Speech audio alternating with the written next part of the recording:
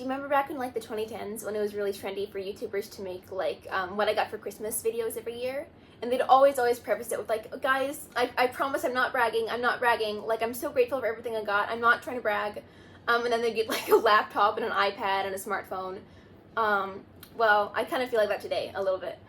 Except, of course, the majority of my Christmas list consisted of books. I am obviously so incredibly thankful for all that I received this year, but I did think it would be a lot of fun to go through all the books I got and show them to you and just share my thoughts on them. So without further ado, this is every book I got for Christmas 2024. And also, I'm so sorry that my bookshelves are so ugly. They look much prettier up top, but in the floor area, they're not cute. The first book I got was The Secret History by Donna Tartt. I know that this book is wildly popular, so I'm excited to see what all the buzz is about. From what I've heard, it's a murder mystery taking place at a prestigious college, but that's really all I know. I've heard it compared to books like Bunny and The Basic Eight, or rather I've heard those books compared to The Secret History, but I enjoyed both of those books, so I'll hopefully enjoy reading this one too. I very much look forward to picking this up, and hopefully it lives up to my expectations. The next book I have is On Earth We're Briefly Gorgeous by Ocean Vuong. This is an epistolary novel, which I'm pretty sure also contains several semi-autobiographical elements. I'm gonna be honest, I have yet to hear anything negative about this book, so I really look forward to reading it for myself.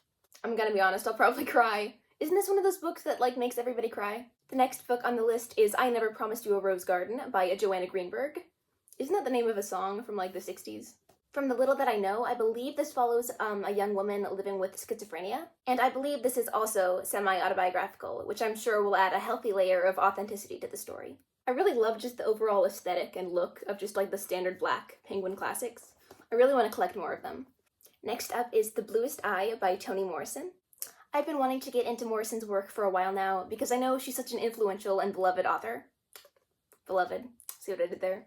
If I'm not mistaken, The Bluest Eye is actually her debut novel. It's also a widely banned book in the United States, which obviously just gives me all the more reason to want to read it. Next up is Catch-22 by Joseph Heller, another classic I've heard nothing but great things about. I've heard this book does a brilliant job at melding lighthearted comedy with the tragedy of war, and that's a premise that really intrigues me. Without a doubt, this sits very high on my TBR. Next up is Pale Fire by Vladimir Nabokov, or Vladimir Nabokov. I know how widely acclaimed Nabokov's writing is, so I definitely have plans to read more of it going forward. From what I've come to understand, Pale Fire combines poetry with metafiction, two loves of mine. I really look forward to reading it and just absorbing all that it has to say. I have a feeling this is a classic for good reason. The next book is Enough Rope by Dorothy Parker. I've been really wanting to get more into poetry lately, and every poem of Dorothy Parker's that I've read I have loved. I think her poem Resume is probably my favorite as of right now, but that's obviously subject to change once I get to reading this whole book. Yeah, from all I've read of Parker's, I adore her use of diction and skillfully hilarious wit. The next book I have is Watch Your Mouth by Daniel Handler. Handler is easily one of my favorite children's authors. I have a whole shelf dedicated to him somewhere up there, but I'm still not totally sure where my opinion stands on his adult fiction as a collective work. I was totally head over heels for his recent memoir, though, I'll give him that.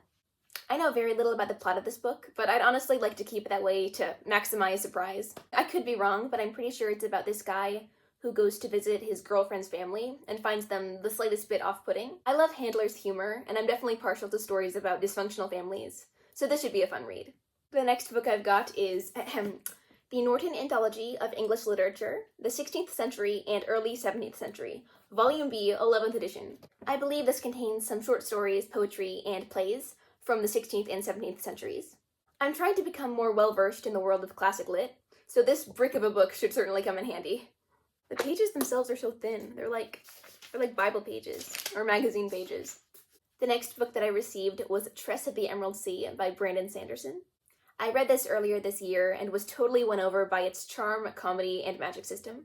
I'm not sure if it's technically YA, but it definitely feels YA, and I do mean that as a compliment. I think the main character is like 16 or 18, so it's very much a coming-of-age sort of journey. And it's got this wonderful aura of childlike whimsy. I'm not usually a big fan of fiction about pirates, but this was obviously an exception considering I enjoyed it so much I asked for my own copy for Christmas. Next up I have The Book of Lost Things by John Connolly. I'm actually in the middle of reading this one. I'm currently on chapter 10, and I am loving it so far. I've heard this compared to Over the Garden Wall, one of my favorite cartoons, which was the initial cause of my interest in reading it. I love that series so dearly. I try to rewatch it a couple times every year. It has a very middle grade, childlike tone, but it's also got several darker elements, so I'm really excited to see where the story goes from here. The next book on the list is The Starless Sea by Erin Morgenstern. When I got it, it was actually like an old library book, so it was all taped up, and I took the plastic coating off, and unfortunately the tape left some very unsightly scars. It sort of ate away at the cardboard, which makes me really sad because the cover is so pretty, but I still think it looks pretty, especially from far away. And luckily the dust jacket is still intact, and it's very pretty as well. I've heard nothing but wonderful things about Erin Morgenstern's writing from several reviewers whom I trust, so I really look forward to experiencing it for myself. From what I've heard, The Starless Sea is a very whimsical, beautiful fantasy story, which sounds very well suited to my personal tastes. Next books I got were Reaper Man and Small Gods, both by Terry Pratchett. I read Mort earlier this year and really enjoyed it, so I definitely plan to continue on with the Discworld series. I already own a handful of Discworld books I have yet to read, so these will be a nice addition to my collection. Yeah, I really look forward to reading more of the books and learning more about the lore. I really love Pratchett's humor and absurdism. And doesn't Discworld have like 40 or 50 books in total? Looks like I've got plenty of reading to look forward to. Still in the realm of Discworld, I got the Tiffany Aching series, which is like, I believe, a subsect of the greater Discworld series. Let me see, I'll have to look up the order that they're supposed to go in, because I don't think they're in order right now. Alright, I looked up the order. First we've got the Wee Freemen, then A Hatful of Sky, then Wintersmith, I Shall Wear Midnight, and The Shepherd's Crown. I believe this is a young adult series about a little witch, whom I'm assuming is named Tiffany Aching, and I really enjoy stories about witches, so I'm sure I'll have a blast with this. Then last but not least, of course, I got some Alice in Wonderland books. The first of which is this very beautiful purple edition with some shiny silver sprayed edges. I've been an avid Alice Wonderland collector since 2017, so I always ask for different copies for my birthday and Christmas and things like that. I really need to do an updated full collection tour because the last one I made was like 2 years ago, and I filmed it directly after getting my wisdom teeth out. And let's just say, you can very much tell that the girl in that video just had her wisdom teeth taken out, so I really need to, be productive and get to doing that sometime soon. I think you can see my shelf in the background. It's very messy, but I've got some little Alice Wonderland books. This entire shelf is actually just Alice Wonderland. Then I've got this copy with illustrations by Helen Oxenberry. I already have a copy with Helen Oxenberry's illustrations, but I believe it's in Italian. So this one is in English, which means that I can actually read it, which is nice. And it's also a different, front cover. It's very pretty. So I'm very thankful for this.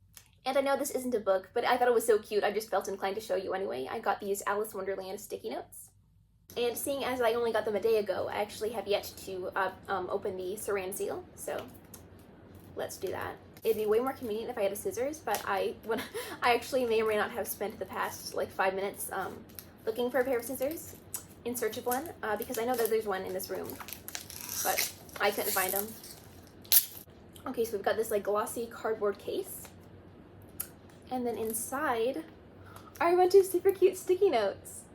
Oh, that's adorable. Let's see, we've got the caterpillar and the Tweedles and the cat, and then these little pink notes. I love that.